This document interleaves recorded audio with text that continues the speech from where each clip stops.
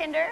Marsha, you have been presenting for SCE this week, correct? Correct. Yes, and today you are here to do a session with us here at ESGI. Absolutely. This is one of my most favorite things to talk about, fine motor in kindergarten. We all know it's a dying breed, and it's something I'm really passionate about. I'm not an OT, I'm not an occupational therapist, but I'm a kindergarten teacher, and I know what I see, and I know that our kids need help. So it's something I really think it's very important. Yes. Why do you think it's so important for our little learners? We have kids coming in that academically they might be prepared for kindergarten, but you know, they just don't have the motor muscles to do what they need to do to show us what they know. So I think there's a lot of experience using an iPad maybe, but we really need to build some strength in those muscles. I want them to feel successful, so I want to give them some tools so they can do that. Absolutely.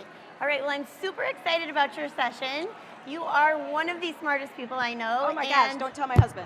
Such an amazing kindergarten teacher, so I'm super excited to see this one. But before you get ready for your session, we're gonna play a little game. Okay. Okay? So this game is called the 5-second rule. Okay.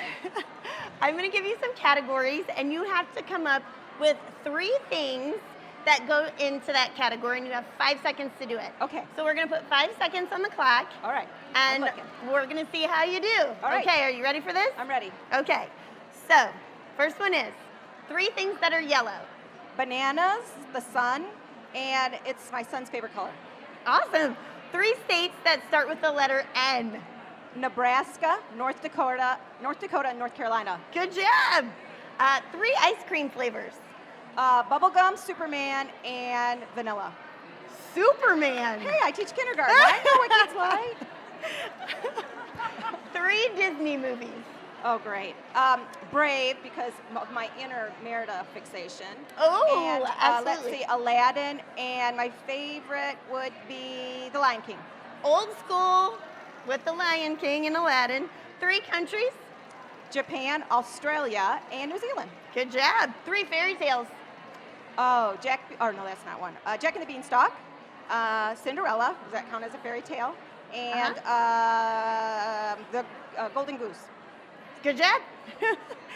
How about this one? 3 reasons you love ESGI. Oh my gosh, I can spend more time with my boys. Absolutely. Me too, boy mom. I can get instant data on my kids, and I can know which children are missing which skills, which is really important. Awesome. That's it. I love ESGI too, for pretty much the exact same reasons. Hey everybody, my name is Marsha McGuire, and I'm here to talk to you today about a little kit that I made that I wanted all of my teacher friends to be able to make for themselves. It's called a Fine Motor Take-Home Kit, and so that's what I'm here to talk to you about today. Just to introduce myself, my name is Marsha McGuire. I do have a blog. It's called Differentiated Kindergarten.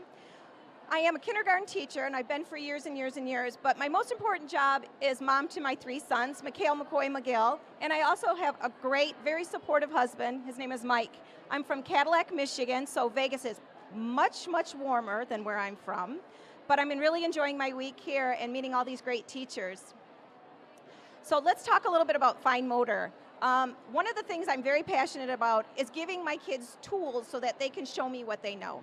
But I think if you're a kindergarten teacher, you guys know what you've seen coming down the last couple of years from our students, is that they enter and they might be very, very bright, but they just don't have the skills, the fine motor skills, or even the muscles to hold a pencil. So how can they do the work, right? So it was frustrating for me, and it was frustrating for them, so I knew that I needed to do something to help them out. So the first thing I did was I decided I was going to change my whole morning routine. I knew that when my kids came in the morning, they were not really doing anything that was engaging and meaningful. They were struggling to get through the door. Some of them were late. They weren't really interested in maybe the resource that I had for them to do. It was a worksheet, or maybe I just had books for them. So the fun thing I wanted to do is I wanted to get them in the door, and I wanted to give them something engaging and meaningful to do, but also something that would support fine motor. So I kind of made up these fine motor morning work bins. And I wanted them to be open-ended, and I wanted them to be independent, so I didn't have to sit there and manage them.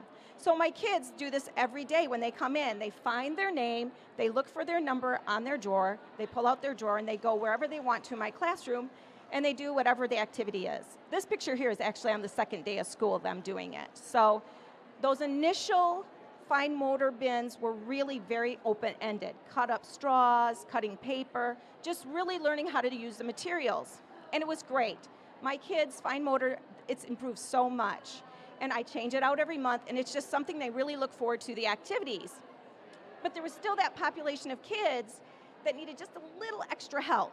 And I knew that if I could get them maybe even 10 or 15 minutes at home with their parents, then that would really benefit them. So the first thing I did was I gave all of my parents just a little brochure, and it kind of explained why fine motor is important, because I think some parents want to help their children, but they just don't know what to do, you know? That's not their area of expertise. They don't really understand, well, if they know their ABCs, why isn't that enough? Well, you know, they really have to have strong fine motor muscles. So I gave all of my parents this little brochure, and it kind of explains some things that they can do at home. But for those couple of kids that really needed that extra work, I decided I'm going to make a little kit out of things that I have in my classroom, and I'm going to put them in this little carryable, you know, something that's manageable for a 4 or 5-year-old, and I'm going to put those activities in that kit, and I'm going to send it home with my students for a couple of weeks. So I put these kits together, and it's just things that I had around my room or things that I could easily access. When they open up the kit, the first thing they're going to see is this little kind of, it's just on a ring. It's just some instructions for the parents. So the first page is just a note to parents. It just tells them what the kit is, because some parents are going to want their kids to do all the activities the first night they get it. And I explained to them, no, you know, you only need to do it about 10, 15 minutes, pick 1 or 2 activities, and then let your child do it, and then put it away for the next night. And then also, each page has every activity, and it explains what they need to do with those activities. Now, these are activities that I had in my classroom. Your kit does not have to have these same things. Use what you have, but I'm just going to give you some suggestions of things that I use. So, for instance, the first thing I picked out was pop beads. Do you guys have pop beads in your classroom? I'm a mom of 3 boys. I didn't even know what pop beads were until my little boy, when he was 3, we went to a garage sale of a kindergarten teacher, and she said to him, you can pick out anything you want. And of course, he picked out the gaudiest set of pop beads and wore them all summer long, popping the beads off and on. So I knew that I had to get pop beads, and I have had pop beads in my classroom forever. They're super simple. Kids love them. They can make patterns with them. And they're easily accessible. You can get them on Amazon. Sometimes you can find them at craft stores as well. The other thing I did is, years and years ago, a very gracious OT gave me a tub of therapy putty. And I love therapy putty. It comes in different resistance. So, like, there's 4 different colors, and it goes, some of them it's really easy to pull apart, and gradually it gets harder. So I hide little trinkets and little treasures in the therapy putty, and students have to search for them. At the beginning of the year, they're just searching. That's it. Later on, we search and sort. Then we search and sort and count. And then we search and sort and graph and count. So you can really extend the learning. Of course, I also add Play-Doh. I know that this is a parent's worst nightmare, but they need Play-Doh. They need to have Play-Doh in their homes. So I send Play-Doh home. I give an extruder and also a set of Play-Doh scissors, because I don't think parents understand how important and that resistance of cutting Play-Doh is for students. So that's something else I do.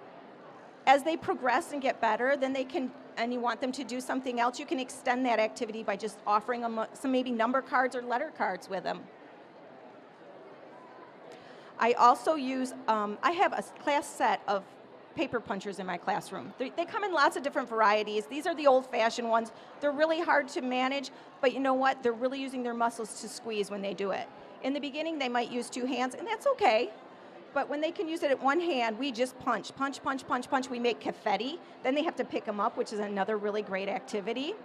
And as they get better, you can kind of extend that activity and send home some sheets. Maybe this is kind of a beginning letter sound sheet. So what they would do is identify what the beginning letter sound is. So the top one is E. Any of the letters that does not have an E, they would punch out. It's called punch out. We also use those little craft punchers. So they either come as a button, you've seen the button ones, and they kind of have a lever one too. So you can use either of those or both. They're both great. And so at the beginning of the year, I just give them this little booklet. It has numbers in it, and they punch that many out for each number. Super simple.